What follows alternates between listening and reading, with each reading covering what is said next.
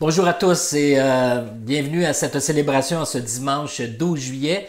Alors nous avons eu une très belle semaine, des journées chaudes et ensoleillées. J'espère que vous avez pu en profiter. Et puis certainement si vous êtes en vacances que vous avez profité de cette belle température et nous avons vraiment un bel été jusqu'à présent. Et malgré le fait que nous sommes encore dans des mesures d'une certaine manière de confinement ou de restriction, alors on vous invite à ne pas vous relâcher avec ce qui est transmis par la santé publique, par le gouvernement, que ce soit le port du masque ou les mesures de distanciation, de faire attention. L'été arrive et puis on a l'impression qu'on peut tout laisser tomber et puis ne pas prendre trop de mesures de prévention. Mais il faut ne pas se relâcher dans ce sens-là. Et prier aussi que nous ne puissions pas avoir une deuxième vague et puis que la contagion puisse s'arrêter. Alors, prions dans ce sens-là. Prions pour ceux qui sont encore affectés par la maladie, par le deuil aussi, de ceux qui ont perdu des êtres chers. Donc, nous prions pour toutes ces personnes. Comme j'ai mentionné, donc, mercredi dernier, nous avons maintenant une nouvelle équipe sous la supervision d'Andréane Pinard, une nouvelle équipe pour tout ce qui est l'aspect technique des montages vidéo, l'infolette, le Facebook et toutes les plateformes virtuelles. Donc, et merci à Andréane et son mari Dominique qui prennent la charge et aussi à Yves Gagné qui va prendre la charge pour tout ce qui est CD audio, tout ce qui est les enregistrements, les conversions des fichiers. Alors, donc, un gros merci à toute cette équipe-là qui vont prendre la relève dans les prochaines semaines et qui vont continuer à nous servir, à vous servir là où vous êtes, alors que vous nous accueillez chez vous, à vous servir spirituellement avec ces plateformes et aussi à vivre l'Église différemment encore pour un petit bout de temps. On prie certainement que nous puissions retrouver dans les prochaines semaines une certaine activité dans notre bâtiment. Alors, on va vous tenir au courant évidemment des développements à ce niveau-là. Aujourd'hui, pour la célébration, donc, nous entendrons un enseignement par notre cher ami Olivier Akizimana. Et Olivier est un des enseignants de l'Église chrétienne de Rosemère et puis il est toujours très apprécié. Alors, c'est une grande joie de pouvoir l'entendre ce matin. Je suis convaincu que cette parole vous fera un très grand bien et que Dieu en sera pleinement glorifié. Le texte dans le psaume 25 nous dit ceci au verset 4 et 5. « Éternel, fais-moi connaître tes voies. Enseigne-moi tes sentiers. Conduis-moi dans ta vérité et instruis-moi. Car tu es le Dieu de mon salut. Tu es toujours mon espérance. » Alors, quelle belle parole d'ouvrir nos cœurs à Dieu afin qu'il puisse nous enseigner, nous faire connaître ses voies. Et ce matin, nous entendrons parler de la fidélité. Et l'enseignement sera suivi par un très beau chant qui s'intitule « Dieu fidèle ». Mais juste avant de laisser la place à Olivier, nous allons entendre à nouveau ce chant qui est enregistré par l'équipe de louange, en fait, de l'Église chrétienne de Rosemère. Et ce chant s'intitule « Bénis l'Éternel ». Alors donc, je vous laisse avec ce merveilleux chant et je prie que Dieu puisse vous toucher là où vous êtes. Alors, soyez tous bénis de Dieu et bonne célébration. Amen.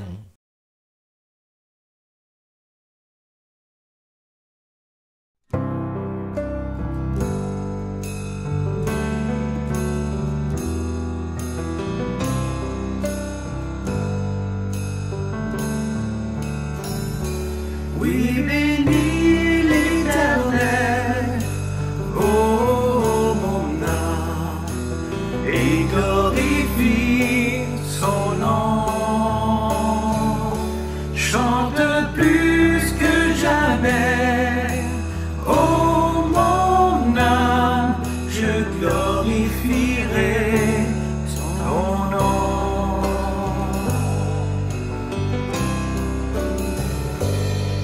Voici l'aurore, le jour se lève, tout à nouveau, je veux chanter, malgré les circonstances et ce qui pourrait m'attendre.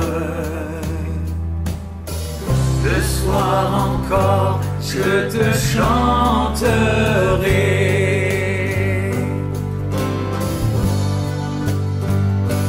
Oui, bénis l'Éternel, ô mon âme, et glorifie son nom. Chante plus que jamais, ô mon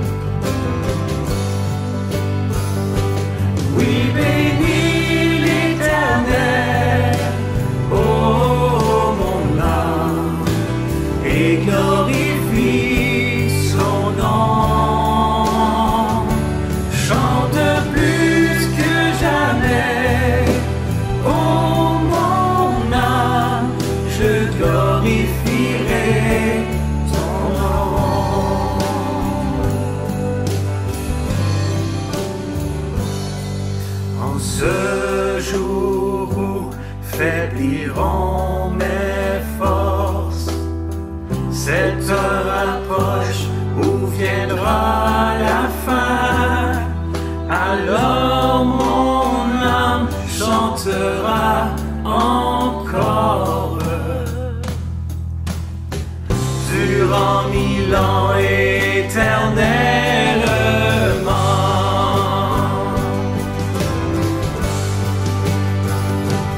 Oui, bénis l'Éternel, oh mon âme, et glorifie son nom. Chante plus que jamais, oh mon âme, je glorifierai ton nom. Oui, bénis l'Éternel, oh mon âme, et glorifie son nom. Chante plus que jamais, oh mon âme, je glorifierai son nom. Je glorifierai ton nom. Je glorifierai ton nom.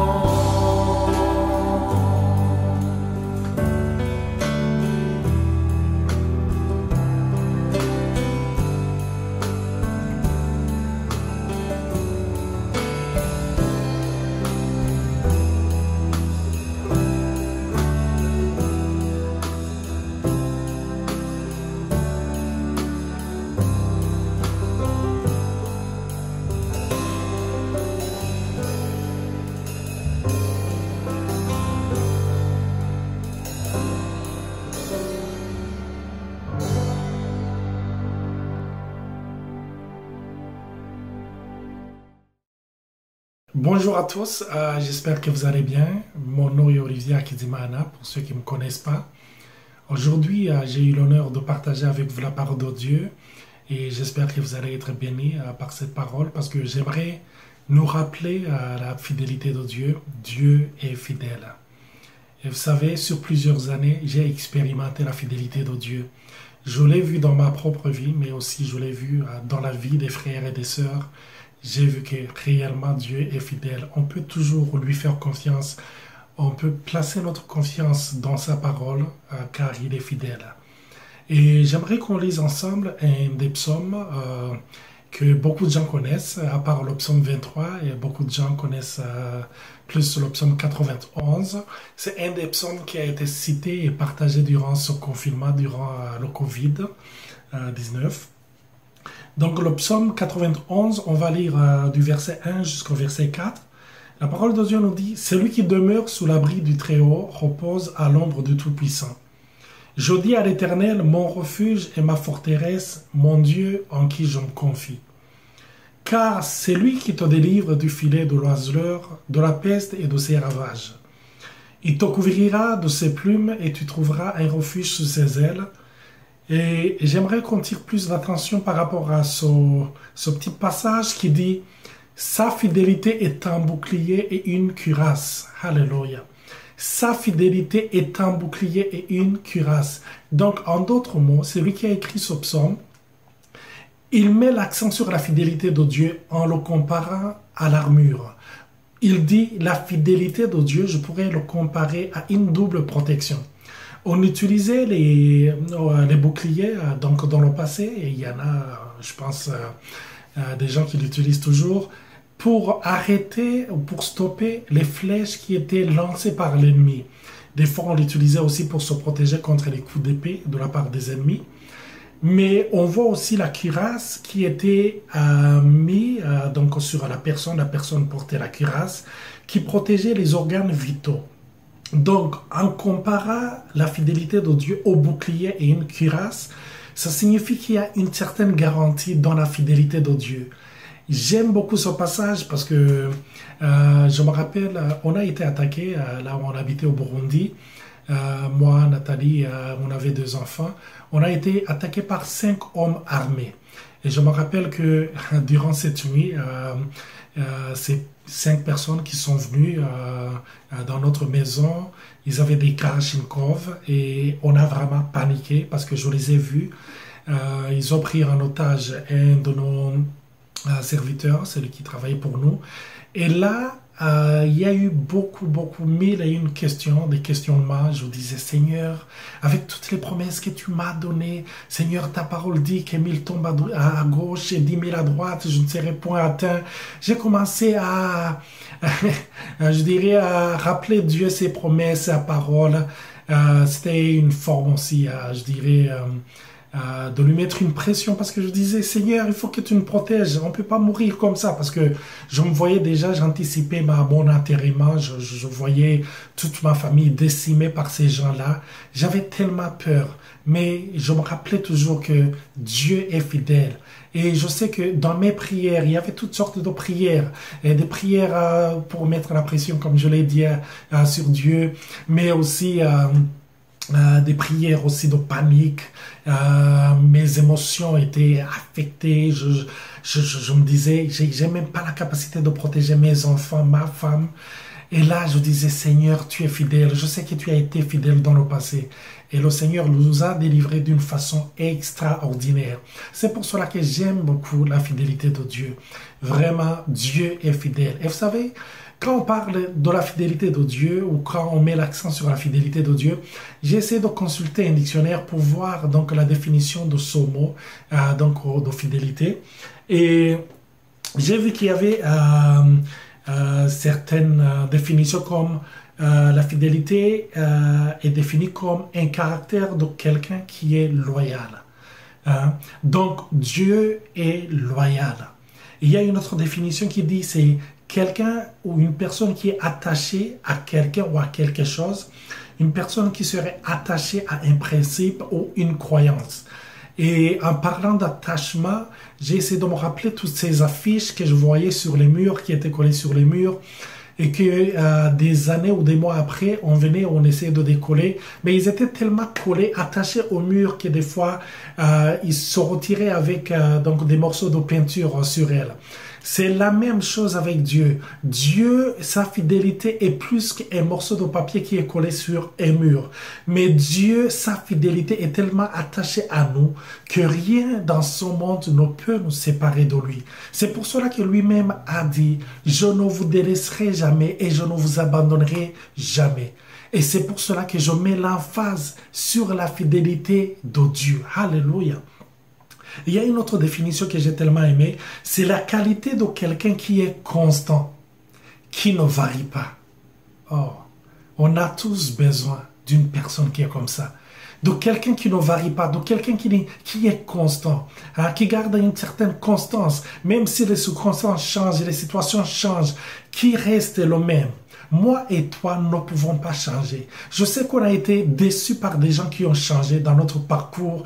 Et quand on parle de déception, des gens qui ont changé, souvent on pense aux autres. Mais j'aimerais te rappeler que toi aussi, il y a peut-être des gens qui te pointent du doigt et qui disent que toi aussi tu as changé. Ils avaient une certaine confiance, ils s'attendaient à des choses, mais tu n'as jamais été à la hauteur. Ça arrive. Nous sommes des humains. Nous sommes appelés aussi à changer pour évoluer. Depuis que je suis arrivé ici au Québec ou au Canada, ma mentalité a changé. Peut-être ma façon de faire a changé aussi pour essayer de m'adapter. Et c'est ce qui arrive quand tu grandis, quand tu fondes une famille, tu changes. Mais Dieu ne change jamais. La parole de Dieu nous dit dans Hébreu, il est le même hier, aujourd'hui et pour l'éternité. Mais nous, il nous change à son image. C'est pour cela que nous sommes transformés, nous sommes changés. Des fois, les circonstances nous changent, malheureusement. Mais on est appelé à être changé par Dieu seul. Alors, on peut mettre notre confiance en lui parce qu'il ne changera jamais. Et vous savez, quand on parle de changement, beaucoup de gens ils changent parce que leurs émotions sont affectées. Mais Dieu n'est pas affecté par les émotions. Beaucoup de gens changent parce que leurs attentes sont déçues. Des fois, ils te rencontrent et ils placent des attentes sur toi. Et quand tu n'es pas à la hauteur, ils sont déçus. Et des fois, ils changent leur attitude à ton égard. Mais Dieu ne place aucune attente sur toi.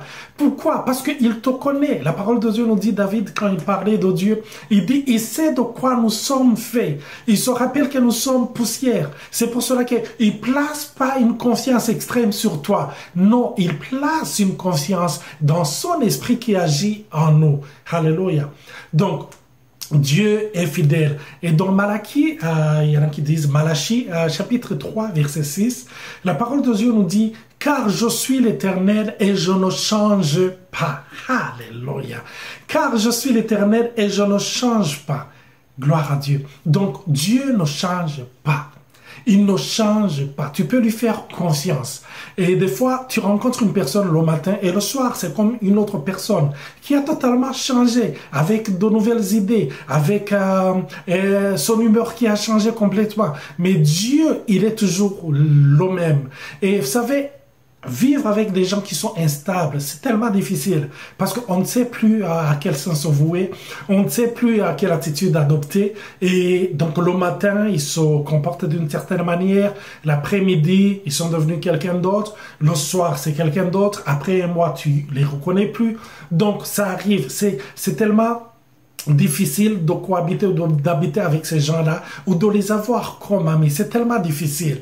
Mais ce qui est bien avec le Seigneur, c'est que lui ne change pas. Il change pas d'humeur. Hein? Il n'est pas là rempli d'émotions, tout joyeux et après il devient un Dieu qui est en colère. Mais il y a des gens qui ont cette image de Dieu, qui pensent parce qu'il a passé une semaine en lisant la Bible, Dieu est tout excité pour lui par rapport à lui et que quand il passe quelques semaines ou quelques jours sans trop lire la Bible, Dieu a changé, il est en colère, il est là avec son épée qui est prêt à te trancher en deux, à te couper en 1000 morceaux. Non, Dieu ne change pas comme les humains. Souvent, nous projetons l'image que nous avons par rapport à nous-mêmes et nous l'appliquons à Dieu. Nous croyons qu'il est comme nos parents, nous croyons qu'il est comme nos amis, mais il est différent. Malachie nous le rappelle, c'est Dieu qui ne change jamais.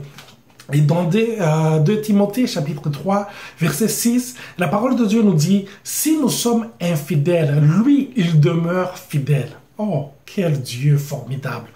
Quel Dieu extraordinaire! Même si nous sommes infidèles, lui, il demeure fidèle. Et on nous en donne l'explication.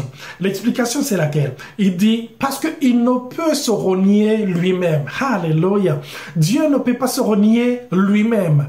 Parce que la fidélité qu'il nous porte, j'aimerais vous dire, c'est pas par rapport à nous, mais c'est une fidélité par rapport à lui-même. Dieu est fidèle, premièrement, par rapport à lui-même. Et sa fidélité, nous en bénéficions parce qu'il est de nature fidèle. C'est pas une attitude qu'il adopte, non, c'est sa personnalité, c'est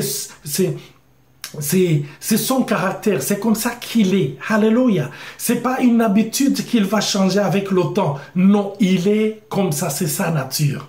Alléluia. Et j'aimerais te rappeler, ou vous rappeler, vous qui m'écoutez aujourd'hui, et vous dire que la fidélité de Dieu découle de son amour. Amen. La fidélité de Dieu découle de son amour qu'il a pour nous.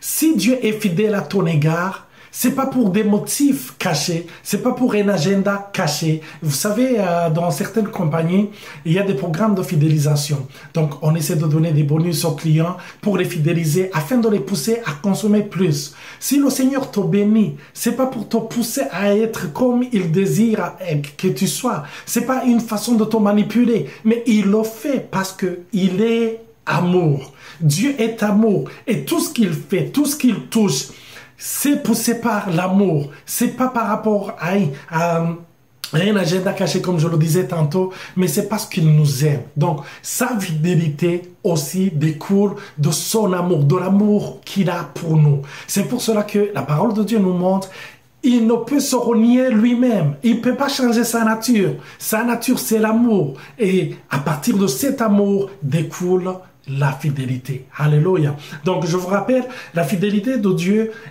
peut être définie comme un caractère de quelqu'un qui est loyal, mais aussi quelqu'un qui est attaché à quelqu'un ou à quelque chose, mais aussi la qualité de quelqu'un qui est constant et qui ne varie jamais. Amen. Alors, pourquoi la fidélité de Dieu est-elle si importante et précieuse? D'abord, j'aimerais vous dire que tout le monde est au courant. En fait, on vit dans une société qui est changeante et qui est incertaine. Les mois qui viennent de passer nous l'ont prouvé aussi, que la société dans laquelle on est, toutes les fondations qu'on a posées ont été perturbées, ont été touchées d'une façon ou d'une autre. Certaines ont été détruites. Mais nous avons besoin de quelqu'un qui est constant. Nous avons besoin de ce Dieu qui est constant, sur qui nous pouvons placer notre confiance, sur qui nous pouvons nous reposer, parce qu'il est fidèle. Et quand on lit l'Ancien Testament, on voit la fidélité de Dieu dans la vie des personnalités qui ont marché avec lui. Quand j'étudie la Bible et que j'étudie la vie d'Abraham, on voit que Dieu a été fidèle avec lui et ça me touche énormément. Je me rappelle qu'avant, je posais la question, quand je faisais les études bibliques, je posais la question, mais pourquoi Abraham est-il considéré comme le père de la foi? Je disais, mais il y a des gens qui ont marché dans une foi aussi grande que lui. Il y a des gens qui ont cru à des choses inimaginables, je dirais. Mais pourquoi est-il considéré comme un père de la foi?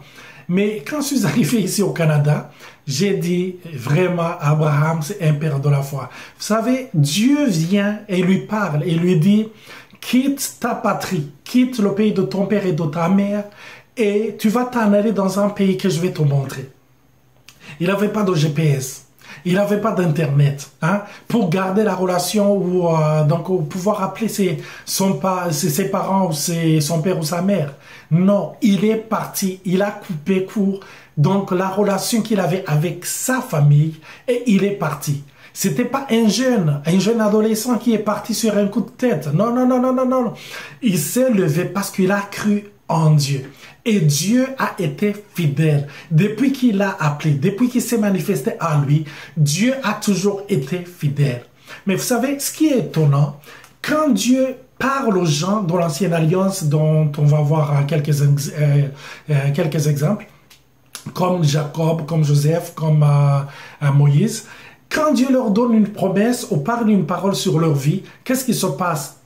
Tout le temps après, on voit qu'il y a l'opposé de ce que Dieu a dit. Par exemple, dans la vie de David, Dieu envoie Samuel qui vient et qui est loin comme le prochain roi.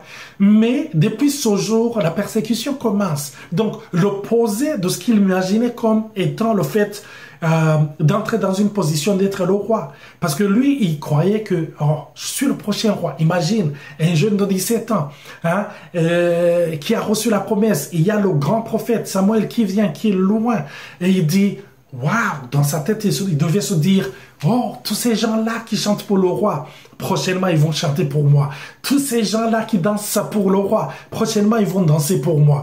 Dans sa tête, il se voyait déjà au palais. Mais depuis l'âge de 17 ans jusqu'à l'âge de 30 ou plus, il s'est retrouvé à fuir, à vivre dans les cavernes, à vivre dans les forêts, à fuir toujours la colère du roi Saül.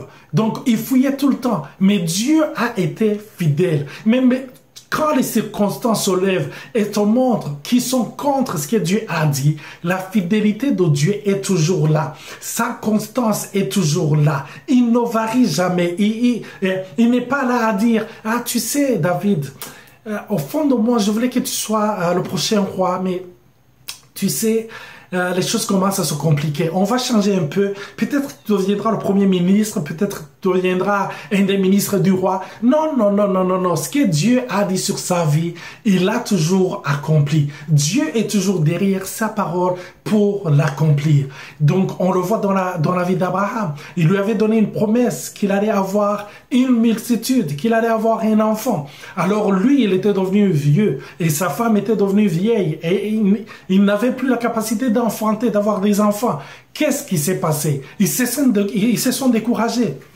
Et j'aime la parole de Dieu, je pense, dans Genèse chapitre 17. Alléluia. Je suis vraiment tout excité. Quand je parle de la fidélité de Dieu, j'ai envie de crier. Et ça me touche tellement. Dieu est tellement fidèle. Et j'aime me le rappeler moi-même, dire, Dieu, tu es fidèle. Alléluia. Et comme je le disais dans Genèse, chapitre 17, je pense verset 1, Dieu s'est révélé à Abraham. On dit, quand Abraham eut 99 ans, Dieu se montra à lui, ou se révéla à lui, et lui dit, je suis le Dieu Tout-Puissant. Alléluia. Je suis El Shaddai. C'est là où le nom El Shaddai est venu. Donc, il dit, je suis le Dieu Tout-Puissant. Mais ce qui m'a étonné quand je lisais cette phrase, c'est que Dieu ne s'est pas révélé à lui quand il avait 75 ans, quand il avait 80 ans, quand il avait 90 ans. Mais Dieu s'est révélé à lui quand il avait 99 ans. Là où il était dans l'incapacité totale de pouvoir enfanter, Dieu se manifeste à lui et lui dit, mon gars, je suis le Dieu Tout-Puissant. La promesse que je t'ai donnée n'est pas basée sur ta performance, mais la promesse que je t'ai donnée est basée sur mon amour et ma fidélité à ton égard. Alléluia.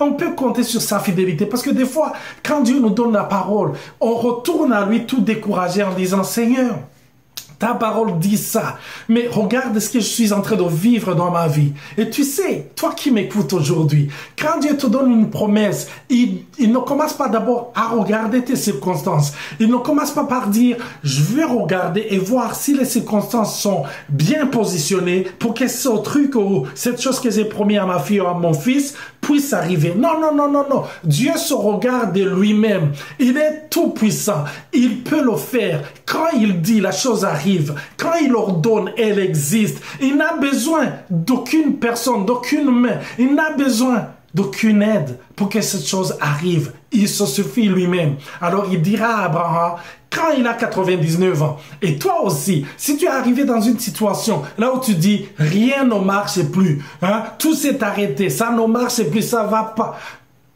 Tu as 99 ans. Tu es dans cette position où tu dis, par moi-même, je n'en peux plus. Souvent, c'est une position, je dirais, excusez, c'est une position désagréable pour un homme, mais c'est une position agréable pour Dieu. Parce que Dieu dit, ah ouais, enfin, tu as compris.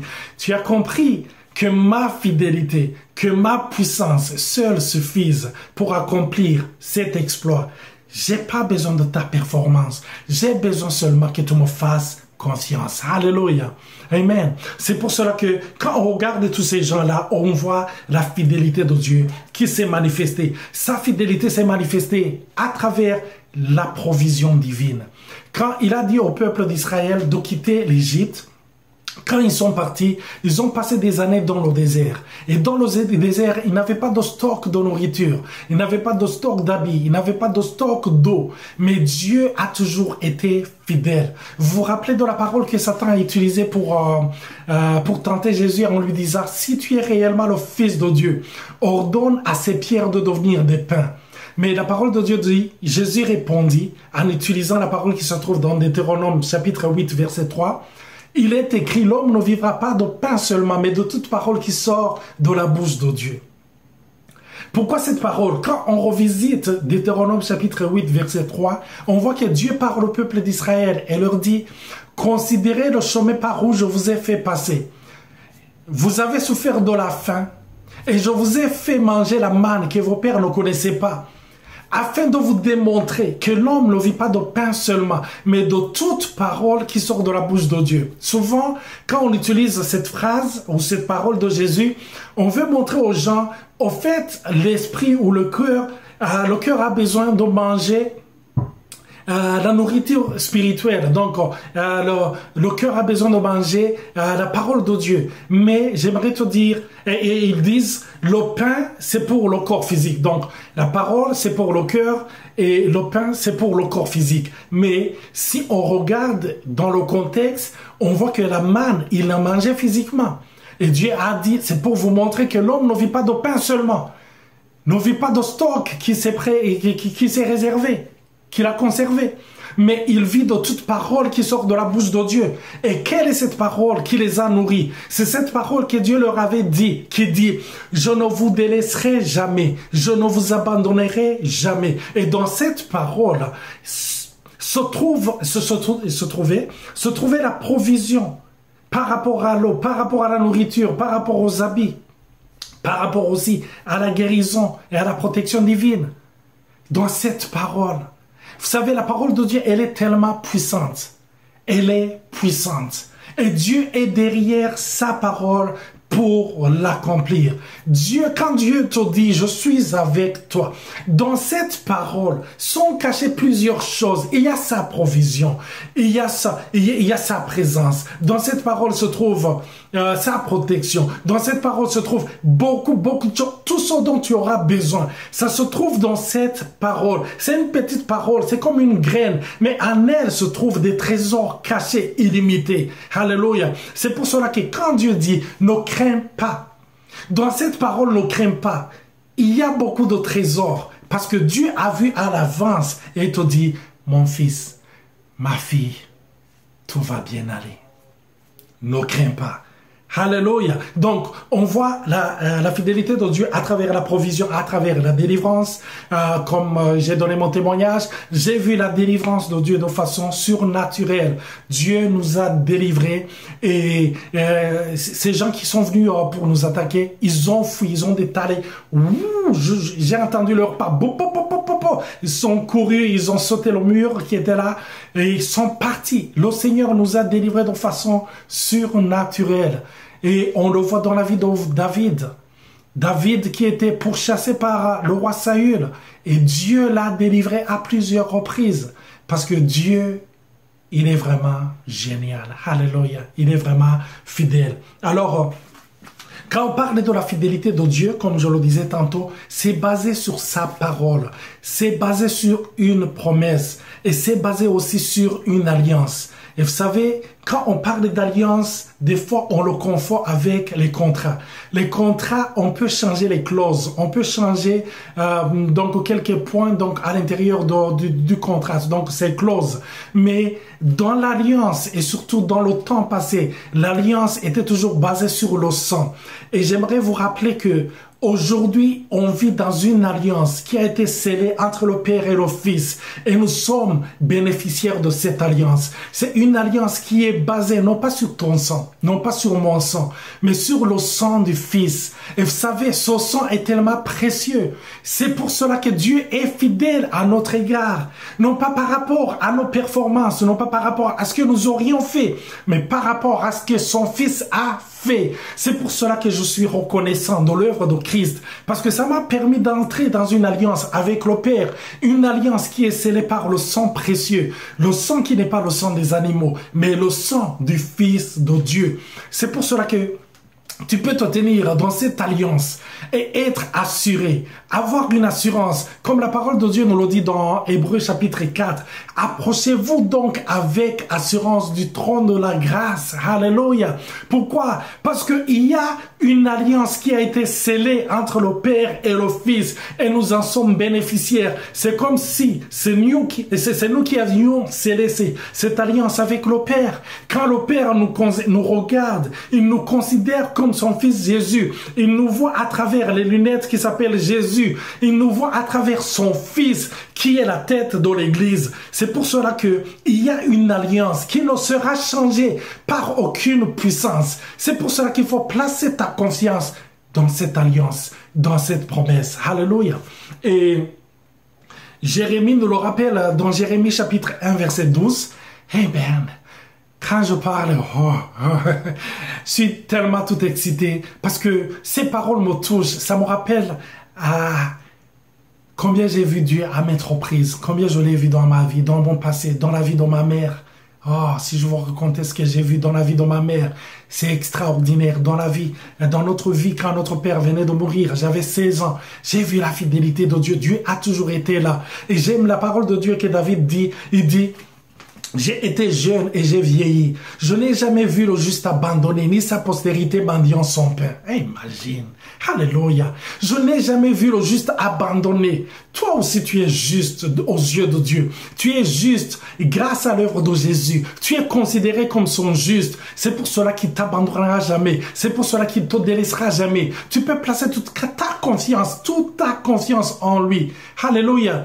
Dans le business, on dit, il faut jamais mettre tous ses œufs dans le même panier. Mais je te dirais, en ce qui concerne la foi, dans l'alliance dans laquelle nous sommes, par rapport aux promesses de Dieu, tu peux placer tous tes œufs, et même les œufs de ta famille, et même les œufs de tes amis. Tu peux tout placer en lui, parce que c'est l'endroit le seul qui est sûr. Alléluia. J'ai été jeune et j'ai vieilli.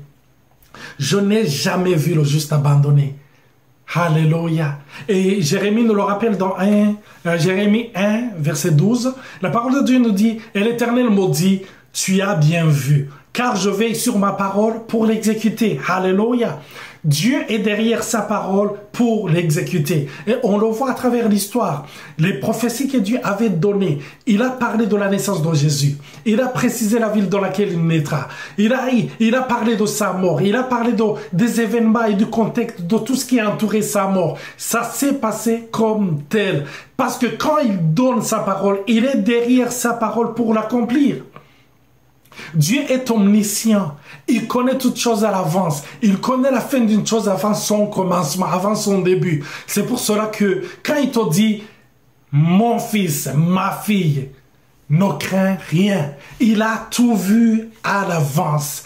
Comme ces prophéties qui se sont accomplies. Ce qu'il a dit sur ta vie, ça va s'accomplir également parce qu'il est fidèle. Quand on regarde les prophéties qui ont été données, surtout dans le livre de Daniel et d'autres livres, par rapport à l'apogée et le déclin de certains royaumes ou empires, comme les empires Mèdes, Perses, l'empire romain, ça s'est concrétisé comme la parole de Dieu l'avait décrit, l'avait donné. C'est pour cela que j'aimerais vous dire, Dieu est fidèle, mais c'est pas une fidélité simple, mais c'est une fidélité qui est imprégnée dans une conscience, une connaissance, une préscience. Alléluia, il connaît toutes choses. Et vous savez, quand Dieu donne une promesse, il donne pas une promesse poussée par ses émotions. C'est pour cela que nous pouvons mettre notre confiance dans ces promesses. Parce que c'est pas des promesses qui sont données sur un coup de tête. Non, ce sont des promesses et une parole donnée. Je dirais pas même mûrement réfléchie. Parce que c'est nous qui avons besoin de penser et de mûrir nos idées. Mais lui, il connaît toutes choses à l'avance. Il n'a besoin d'aucune aide. Il n'a besoin d'aucun conseiller. Il dit et la chose arrive, il ordonne, elle existe. Alléluia. Il n'est pas poussé par les émotions, il est poussé par son amour. Et son amour n'est pas un amour émotionnel comme notre amour. Alléluia. Quand il y a le mariage ou quand il y a des contrats ou quand il y a des promesses entre amis, on dit je vais le faire, que ce soit pour le meilleur et le pire. Je vais être là, je vais rester là, je vais demeurer à côté de toi. Mais après, les choses changent. Mais la question que je me pose, est-ce que la personne qui a donné la promesse était-elle sincère ou pas? Oui, elle était sincère. Par exemple, quand je dis je vais t'aimer dans les meilleurs comme dans les pires moments, dans ma tête, je fais référence aux meilleurs moments que j'ai déjà vécu. Je fais référence aux pires moments que j'ai déjà vécu. C'est comme quand on parlait de ce qui est froid, du froid. Quand j'étais au Burundi, je croyais que j'avais vécu dans les régions, que j'avais visité des régions froides. Mais quand je suis venu ici, c'est là où je me suis rendu compte qu'il pouvait exister le froid, plus que le froid que j'avais déjà connu. C'est la même chose avec nous. Quand nous donnons des promesses, dans le moment où nous donnons ces promesses, on est tellement convaincus, on est tellement submergé par des émotions, on a des informations par rapport à ce qui se passe actuellement, mais on ne sait pas ce qui va devenir demain, ce qui s'en vient demain, qu'est-ce qui va changer demain. Alors des fois, on peut considérer une personne comme malhonnête ou des fois comme un escroc. Il te dit, il donne une promesse, mais il n'exécute jamais ce qu'il dit. Pourquoi? Parce qu'on essaie de juger une personne par rapport à une parole qu'il a donnée, mais on oublie aussi son incapacité ou le fait qu'il soit illimité. Mais Dieu est différent. Je sais, il y a des gens qui sont escrocs, qui sont aussi malhonnêtes. Je ne suis pas dupe, je le sais, je les ai déjà rencontrés. Et ce que j'aime avec la parole de Dieu, c'est que sa fidélité n'est pas poussée par les émotions. Donc, quand il te fait une promesse, quand il nous dit quelque chose dans sa parole, c'est quelque chose qui est déjà éprouvé. Hein. Dans la parole de Dieu, on parle de la fidélité de Dieu qui est éprouvée par le feu. C'est ça. On l'a vu de par le passé. Dieu a tellement été fidèle. Donc, sa promesse, sa parole n'est pas surtout bâtie sur des émotions ou sur des sensations. Il y a des fois où on donne une parole, je le voyais surtout en Afrique, hein, un prédicateur prêche, les émotions sont en ébullition. Et après, il dit, qui est prêt à donner pour Dieu, à donner 1 million? Et les gens commençaient à donner, ils se mettaient dans des dettes énormes. Il y en a d'autres qui étaient poussés par les émotions et qui disaient, moi, je vais donner ma maison. Et après, quand ils quittent l'église, et sa tête, ses pensées reviennent, il se dit, mais qu'est-ce que j'ai promis? Alors qu'il commence à fuir les gens. Parce qu'il se dit, je serai jamais capable, je ne sais même pas pourquoi, dans quel état j'étais, quand j'ai promis. Dieu n'est pas comme ça. Alors, je terminerai aussi en disant, quand on parle de la fidélité, il y a une notion de temps. Tu ne peux pas rencontrer une personne et dire, cette personne est vraiment fidèle. Et tu dis, tu le connais ou tu la connais depuis quand? Ah, je l'ai rencontré ce matin. Non. Tu peux pas dire qu'une personne est fidèle alors que tu l'as rencontré pendant quelques heures, le matin, ou qu'il y a quelques jours. Donc, la fidélité est éprouvée par le temps et dans le temps. Donc, la fidélité de Dieu, comme David il a dit, sa fidélité, je n'ai jamais vu le juste abandonner ni sa postérité mendiant son pain. On le voit aussi Josué, vers la fin de sa vie, il dira une parole qui m'a vraiment touché, et cette parole, il l'a prononcée 70 ans après la mort de Moïse. Il dira, voici, je m'en vais maintenant par le chemin de toute la terre. Reconnaissez de tout votre cœur et de toute votre âme qu'aucune de toutes les bonnes paroles prononcées sur vous par l'Éternel votre Dieu n'est restée sans effet. Toutes se sont accomplies pour vous, aucune n'est restée sans effet. Alléluia. Donc, Josué qui vient 70 ans après, et il dit ces paroles, il n'est pas venu 70 ans après, non, c'est lui qui a succédé à Moïse. Il avait 40 ans et il est mort à 110 ans, si ma mémoire est bonne. Et il dit, les paroles que Dieu a prononcées par la bouche de Moïse, aucune parole n'est restée sans effet. Et cette même parole est prononcée par Salomon, qui vient 400 ans après Josué. Il dira, dans 1 Roi, chapitre 8, verset 56, « Béni soit l'Éternel qui a donné du repos à son peuple d'Israël, selon toutes ses promesses. De toutes les bonnes paroles qu'il avait prononcées par Moïse, son serviteur, aucune n'est restée sans effet. » Alléluia. Donc, Josué qui vient 70 ans après, il a éprouvé la fidélité de Dieu, il a testé cette fidélité et il dit, je vous dis franchement, Dieu est fidèle. C'est pas poussé par les émotions. Non. Il a analysé pendant 70 ans. Et il dit, Dieu a été fidèle. Et Salomon qui vient 400 ans après, lui aussi dira, j'ai éprouvé la fidélité de Dieu de par donc les générations qui m'ont précédé. Et réellement, je pourrais le dire et le proclamer, Dieu est vraiment fidèle. Je me rappelle de cette histoire que j'ai lue il y a quelques années. C'est un roi qui s'en allait à une guerre, à la bataille. Et quand il est parti, il a appelé son fidèle serviteur et lui a dit, tu as été fidèle pendant quelques années, alors je te confie les clés de ma maison. Si je pars et que d'ici 6 mois, tu n'as aucune nouvelle de moi, tu pourras utiliser cette clé pour entrer dans ma chambre. Ma femme sera ta femme, mes enfants seront tes enfants. Et le roi est parti. Quelques minutes après, il a entendu les bruits des sabots. Il s'est retourné, il a vu un peu de poussière. Et ils étaient prêts, ils disaient, est-ce que c'est l'ennemi qui est venu par derrière nous attaquer? Et après, il a vu son serviteur qui venait sur son cheval. Et il est venu et le roi a dit, qu'est-ce qui s'est passé? Y a-t-il un problème à mon palais?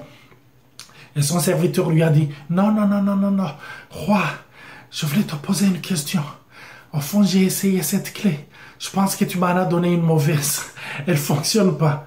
Et le roi était tout fâché en disant, attends, je t'ai dit d'attendre 6 mois avant de l'utiliser et toi tu l'utilises. La fidélité de l'homme a ses limites. Mais Dieu est toujours fidèle. fidèle. Et sa fidélité a été éprouvée dans le temps. Et tous ceux qui nous sont précédés et tous ceux qui viendront après nous, ils diront et ils vont proclamer Dieu est fidèle. J'aimerais vous le rappeler. Vous rappelez que Dieu est fidèle. Vous pouvez mettre votre confiance en lui. Alléluia. Que Dieu vous bénisse. Merci beaucoup. Je vais terminer par une prière. J'aimerais prier pour toi. J'aimerais aussi prier pour moi. Car j'ai besoin d'avoir mes yeux spirituels éclairés pour que je puisse comprendre et réaliser combien il est fidèle.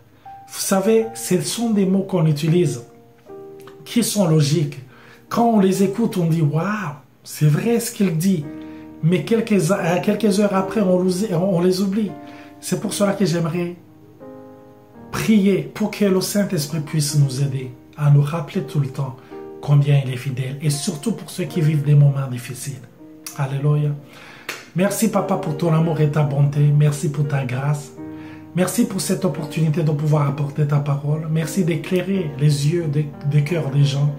Merci de parler au cœur des gens. Merci de réconforter. Merci d'encourager. Saint-Esprit, illumine les yeux de nos cœurs pour que nous puissions connaître quelle est l'espérance qui s'attache à notre appel. Quelle est la richesse de la gloire de ton héritage que tu réserves aux saints et l'infinie grandeur de ta puissance qui agit efficacement par la vertu de ta force. Remplis-nous de la connaissance de ta volonté en toute sagesse et intelligence spirituelle. Ouvre nos yeux et notre compréhension pour que nous puissions comprendre ta fidélité, afin que nous puissions nous aussi devenir fidèles, donner une parole et la respecter, devenir comme toi. Merci Papa, c'est dans le nom de Jésus que nous prions. Amen. Merci, bonne semaine à tous, que Dieu vous bénisse.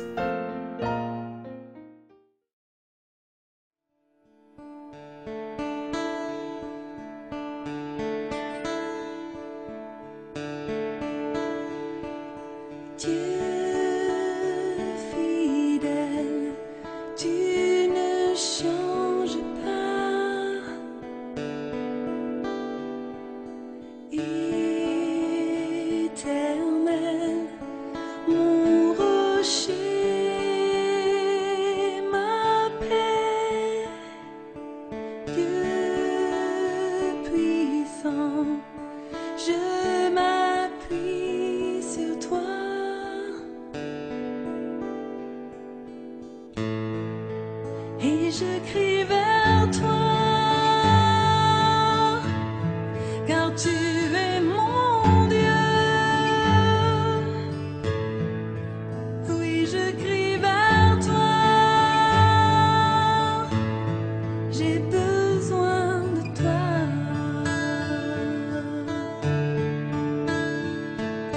Dieu fidèle, tu ne changes pas.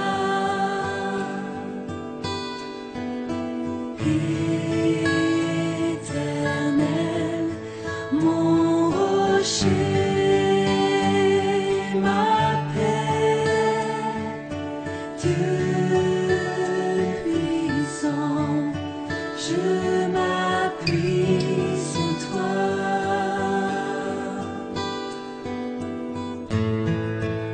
Et je crie